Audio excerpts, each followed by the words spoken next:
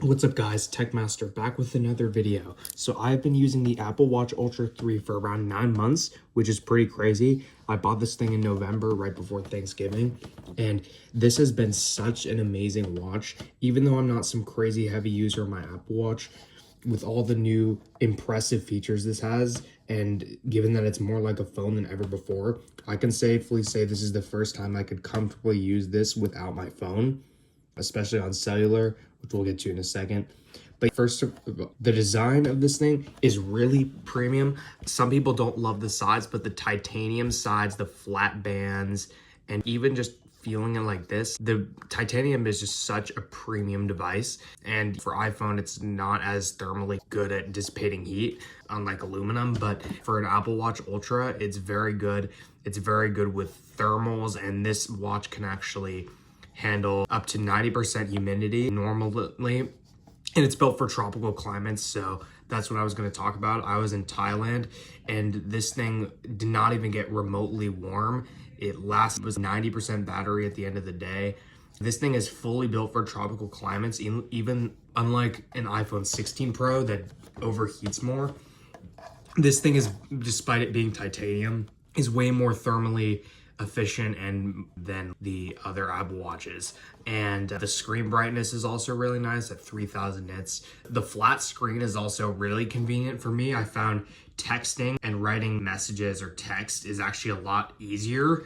If I were to just open a app here, translate, and then try to write something here, you can obviously convert into here, but I just find everything easier on the UI because, like I said, writing messages are more convenient because when you have a flat display, it just can be a little bit easier.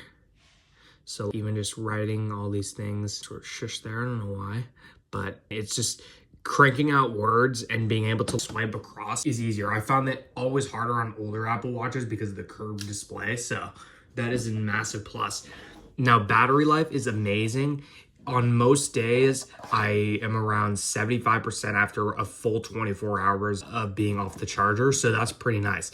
Again, I'm not some crazy major heavier user, and especially on cellular, it actually is way more efficient. The cellular modems are very good, especially on the Ultra, because of its specific GPS antennas. Its dual frequency GPS is really good, and also just better cell coverage, both because of 5G and more antennas. So I've used this thing while roaming in Mexico. I've used it while traveling, and it's actually very good.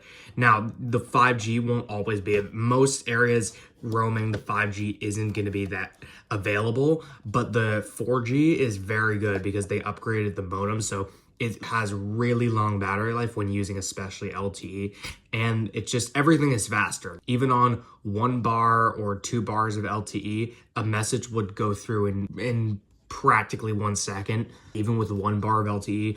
They were not lying. Old Apple Watches used to have such weak modems, and sending a text was nearly impossible if you didn't have 4 bars. So I'm glad they upgraded the modems for times where I leave my phone behind, or I'm swimming or on the water or something, especially while paddleboarding. This can be really nice.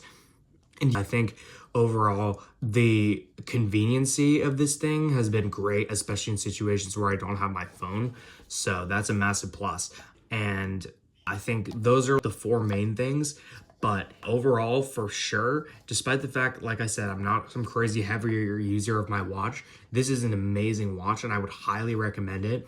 Obviously, the Apple Watch Ultra 4 could get a redesign, but if you don't have an Apple Watch Ultra and you're coming from a really old Apple Watch, this thing is a massive win. They were not lying when they said all these features were very nice. Same with the satellite connectivity. I haven't used it. I've only used it once, but it is very nice. The emergency SOS via satellite and stuff can become very useful when you're traveling off the grid, and you could demo it, and that's the sort of test I've done. But it's very nice, and all these features can be really nice if you don't have your phone on you. Anyway, guys, that pretty much covers up my 9-month review of the Apple Watch Ultra 3, and I love this thing, and I will happily be using it for the next several years.